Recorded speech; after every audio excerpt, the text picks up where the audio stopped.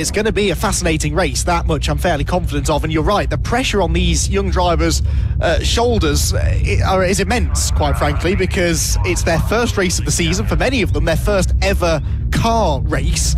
And we're not easing them in with a nice little race around the Silverstone National Circuit or something. This is Croft. This is a really difficult circuit to get right, and it caught a couple of them out already. Archie Handy had quite a nasty shunt yesterday in the free practice session. Actually went off at that first corner that Deegan's mother was so nervous about.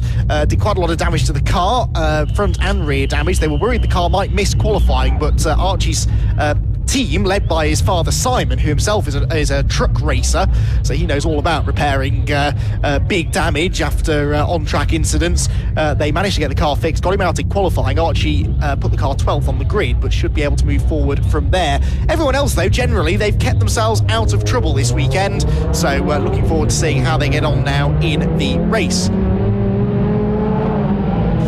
So, as the cars do head out onto the grid, it is going to be Deegan Fairclough on that pole position. We'll run you through the grid in a moment or two to show you where everyone's lining up. We've got 15 cars out on the circuit, hopefully. I don't think we lost any after qualifying yesterday, so they'll be able to make their way around to that grid. There goes Archie Handy. You can see the front bodywork doesn't really match the rest of the car now. Pink car with a white front bumper and a grey bonnet, but they found whatever bits they could, I suppose, to get the car race ready.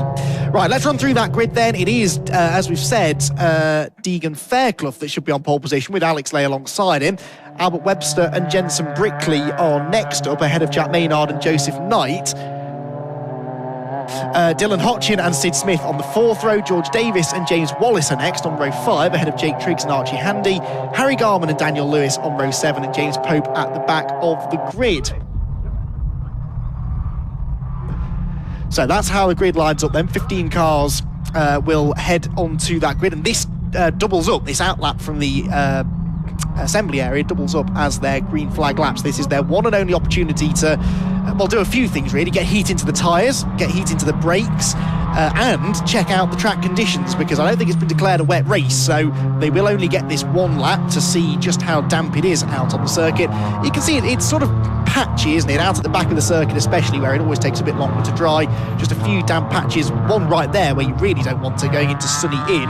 That's a really difficult corner at the best of times, and these being sort of stiffly sprung, short wheelbase front-wheel drive cars, they're very twitchy at the back anyway.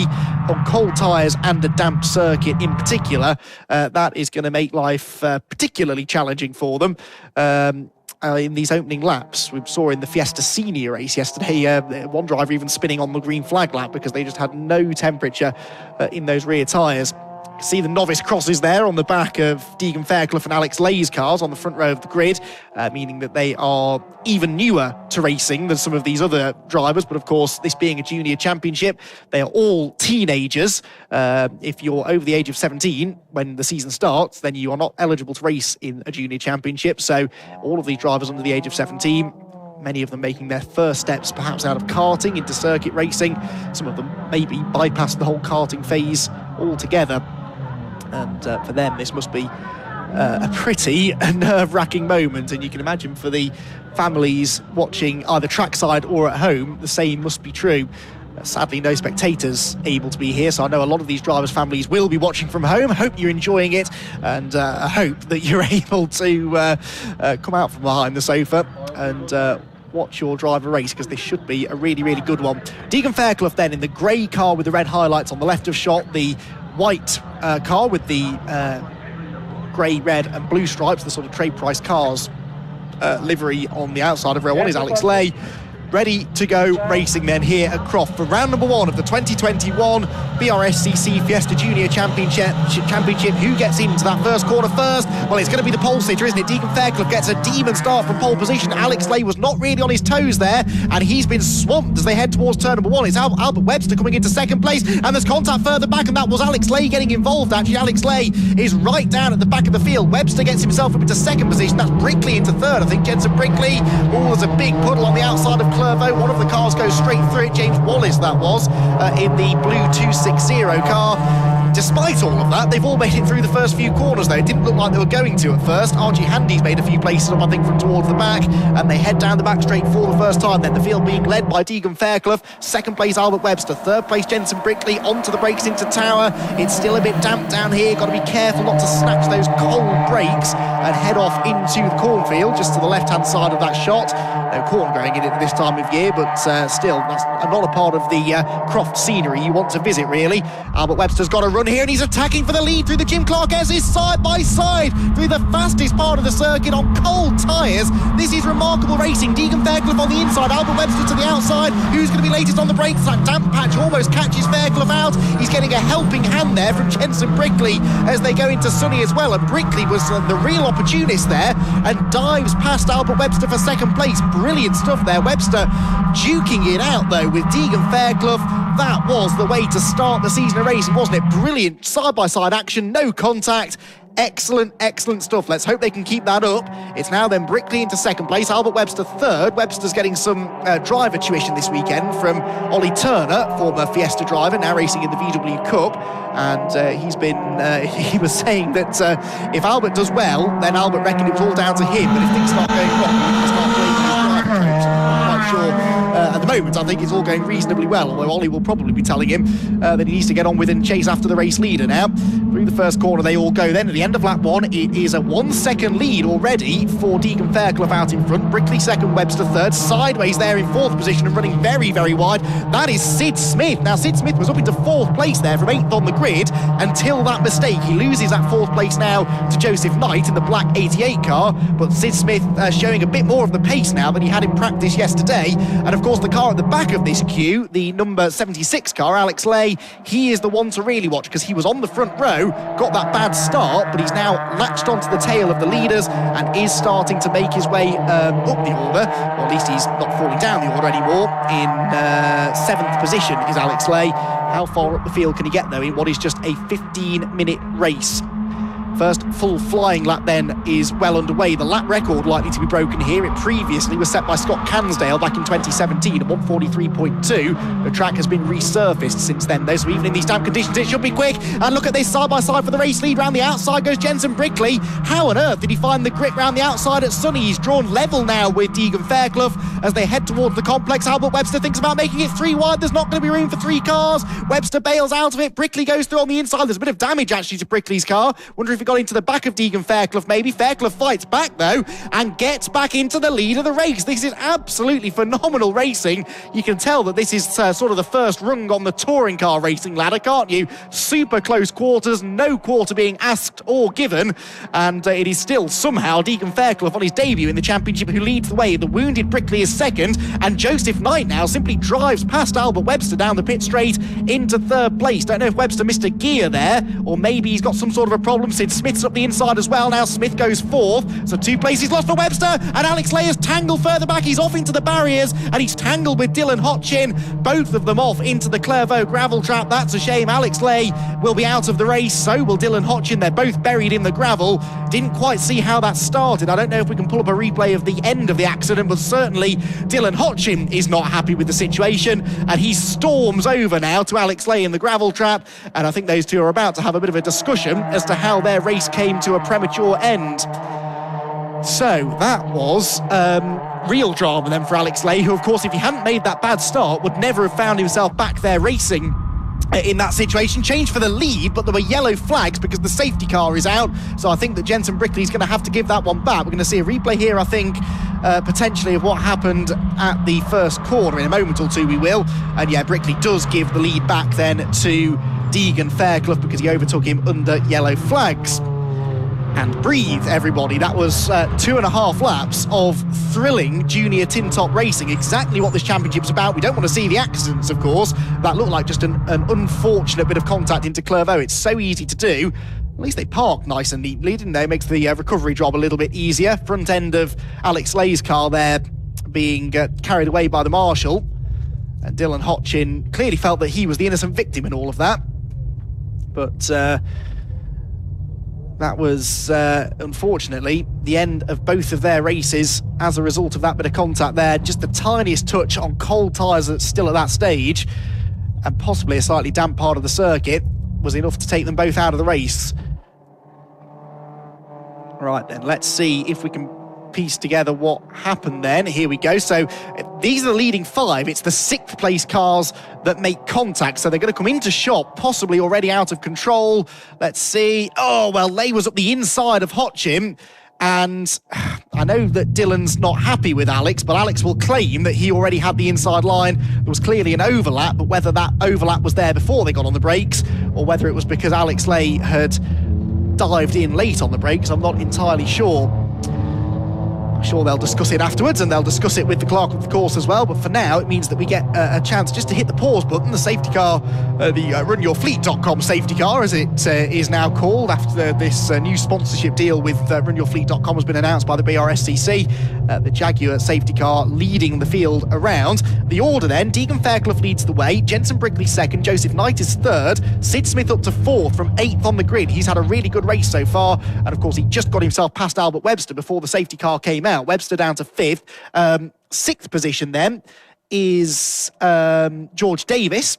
7th position for the number 18, which was Jake Maynard, started 5th on the grid, so he's lost a couple of positions. 8th position then is number 80, Jake Triggs. 9th position, number 75, Harry Garman. And rounding out that top 10, the 260, which is the car of James Wallace from 10th on the grid, so he stayed exactly where he was. RG Handy is 11th, and then 12th position for Daniel Lewis, 13th James Pope, and of course Alex Lay and Dylan Hotchin. Well, there they are. There are their cars anyway. One of the drivers, I presume Alex Lay, has left his helmet on. I noticed the other driver hadn't, and that's usually a telltale sign of which driver feels that they're more at fault, because they do sometimes try and hide away behind their helmets. You can see, I think that is Dylan Hotchin walking away with the medic in the background. I'm sure that he looks absolutely fine. It wasn't a particularly big accident, but never nice to see these young drivers firing themselves at the scenery like that. But no huge damage done to the drivers. Cars can be fixed, of course. Driver safety is far more important. And as it happens, I think both of those cars should be back out again for the second race later on.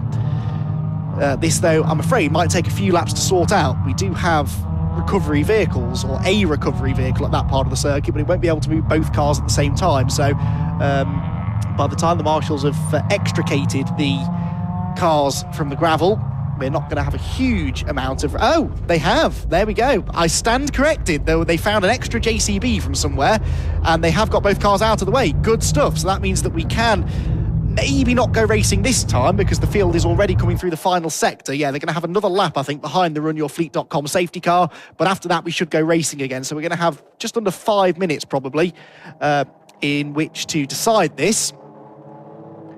Of course, all of this quite good news for Deegan Fairclough, because he is every lap that he spent behind the safety car is a lap or two that he doesn't have to worry about defending from the clearly rapid Jensen Brickley. Brickley qualified only 4th. He was, though, second fastest in practice. He was just over a tenth of a second slower than Sid Smith in a practice session that saw the top 5 drivers covered by just 3.5 tenths of a second. Yes, that's only practice, but it did go to show just how evenly matched the field were. And in fact, in qualifying, the top 2, Deegan Fairclough and Alex Lay, were separated by just 1/1000th of a second. It really couldn't have been much closer between those two.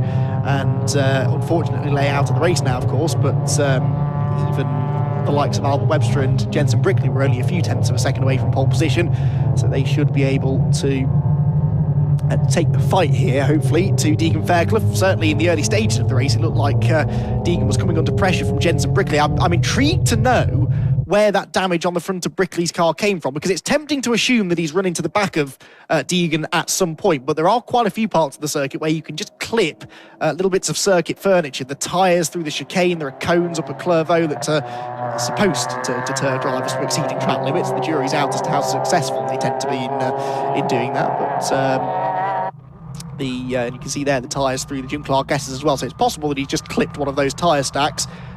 Trying to get a good look at the back of the race leader's car to see if there's any sign of damage on the 87 car of Fairclough. perhaps we'll see as they pan through this part of the circuit up at Croft and Sunny. He's certainly working those tyres hard, isn't he, Deegan Fairclough? And there is Brickley with the damage to the front of his car. Is there matching damage on the back of the leader's car? There isn't, is there? So I don't think he's hit Fairclough. I think he must have just clipped one of those tyres elsewhere around the circuit. Either way, fairly academic now because we are about to go racing again. The lights are out on the runyourfleet.com safety car, and we are going to go racing with actually probably only about 4 minutes left on the clock. So the field backed up here by Deegan Fairclough. Not sure how many safety car restarts he's handled from the front of the field before. This is going to be a new learning experience. What's his tactic? Go early or go late? We've seen a mix actually this weekend. Yesterday we had a couple of safety cars. Some people accelerate just before that right-hander there at the penultimate corner. Others leave it until they're halfway around the hairpin. That seems to be... Oh, he's gone actually just as they go into the hairpin. That was sneaky. Jensen Brickley didn't see that one coming. That's a really good restart from Fairclough, and he's going to have a few car lengths advantage now over Brickley in second as they come across the start-finish line. Third place there for Joseph Knight, with Sid Smith right behind him in fourth. Green flags waving, no overtaking before the line, and I think that's rather hurt James Pope there, who had a much better restart than Daniel Lewis ahead of him, but couldn't overtake him before they actually got to the start-finish line. And yeah, you can see those two a long way behind the rest of the pack now as they go through Clairvaux for this, the 6th time masking. 3 minutes and 20 seconds left on the clock incidentally. The top three making a break here. It already looks as though Brickley is going after Fairclough, doesn't it there? So Jensen Brickley possibly a bit quicker at this stage, maybe a bit more confidence on cold tyres, of course. I think Brickley got a bit more experience in these Fiesta STs than Fairclough has. Fairclough runs a bit wide out of tower, he's on the grass, Brickley's got the run. Oh, they're going to go side by side through the Jim Clark S's again, aren't they? They've got away with this once, surely they can't do it again without contact. Wheel to wheel through the left, wheel to wheel through the right, they have avoided contact, and it's Brickley that's going to go through, but Fairclough is fighting back on the outside into Barcroft corner. Keep an eye on Joseph Knight in third, he might try and get up the inside here as well, but no, Fairclough gets back on the racing line in time to stop that. Brickley goes into the lead, but Fairclough did well there not to lose more than one position, and he now latches right back onto the rear bumper of that 246 car as they head towards the complex once more. Time for 2 more laps, I think, after this one, and Brickley absolutely on the limit of adhesion there. They've been caught by Sid Smith and Albert Webster now, so we have once again got 5 cars for the lead. Has Brickley got the pace to get away, though? That's the question.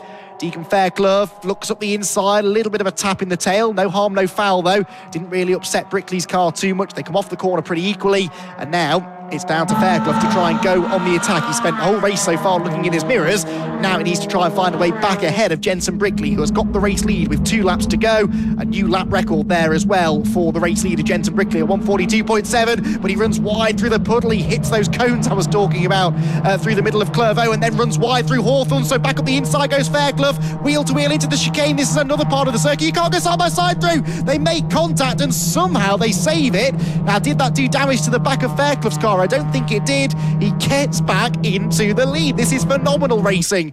You can't beat junior racing, especially in such an evenly matched category as this. This is some of the best racing we've seen so far this weekend, and it is still any one of 5 drivers that could win this, really. Fairclough leads, Brickley second, Knight third, Smith fourth, Albert Webster in 5th place. Then there's this bit of a gap back to the 6th place car, but they're side by side again through the S's.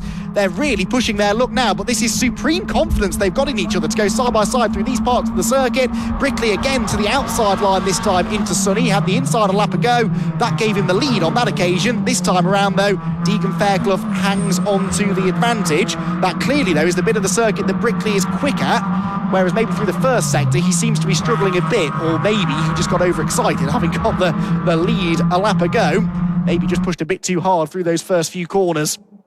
So Fairclough then is going to go on to his final lap this time, and there's contact between Brickley and Knight. Jensen Brickley out wide through the complex. Joseph Knight tried to go up the inside, and they're both going to lose out to Sid Smith. Sid Smith from 8th on the grid is into 2nd place now. Albert Webster comes through into 3rd, and that didn't work out for either Joseph Knight or Jensen Brickley there. They might have a discussion after the race as well about that one. The person it has worked out for, though, is Deegan Fairclough. He has got a massive lead now. Knight's back up the inside of Albert Webster into Clairvaux, who's latest on the brakes. Webster's got the better line, really. Sails in, runs wide through the gravel, but gathers it back together.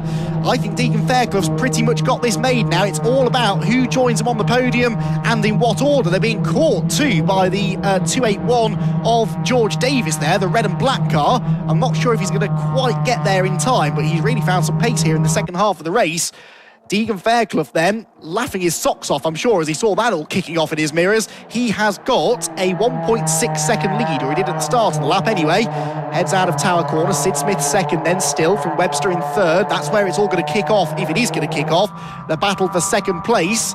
They are catching Fairclough again on this last lap. I'm not convinced Deegan is the fastest driver out there, but his racecraft has been phenomenal, and he's been able, in a very unfamiliar car, remember, to fend them all off. And he's now just half a lap away from winning on his debut in the championship. He was already enjoying his weekend racing in the Fiesta Juniors.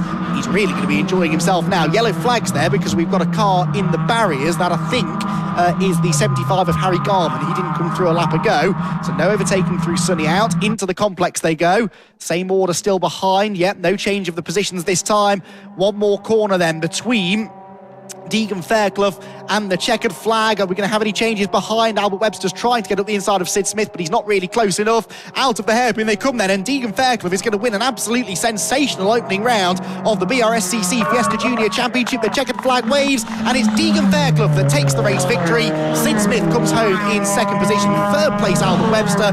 Fourth place for Joseph Knight, and fifth for Jensen Brickley. I wonder if that might get reversed post-race, if the stewards decide that Joseph Knight was at fault for that. Sid Smith, by the way, just posted a new lap record on the final lap, a 142.536. He took 3/10 out of Deegan Fairclough on that last lap, and he will be ruining that slightly off colour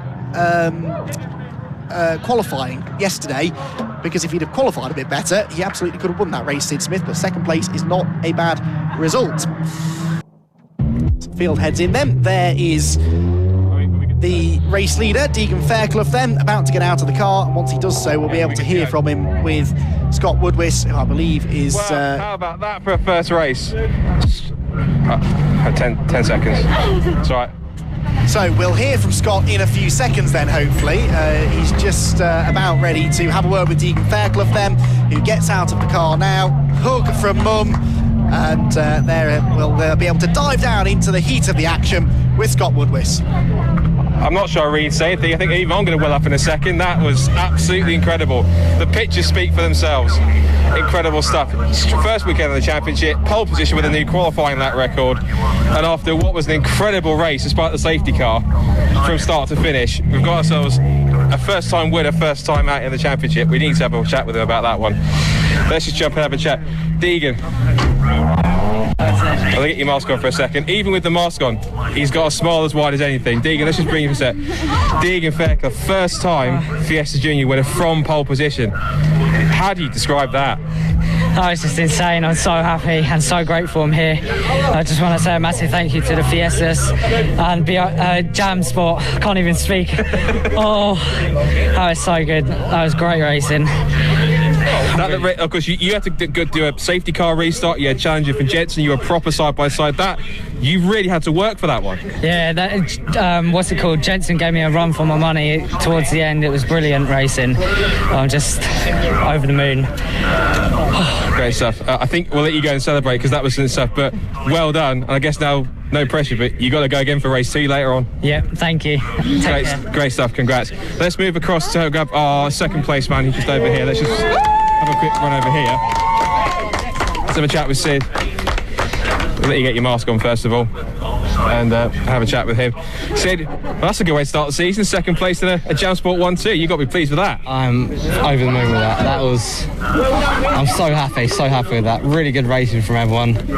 Really good close racing, and it worked out brilliant for me. Yeah. From where I was started as well, I loved it. That close race sped up at the front with that bunch of 5-6 cars. That's got to give you confidence that you can get up there and race at the front this season. That's got to be amazing. Well, it shows that the whole championship, how close it is, how close the cars are. That we were that close, that long.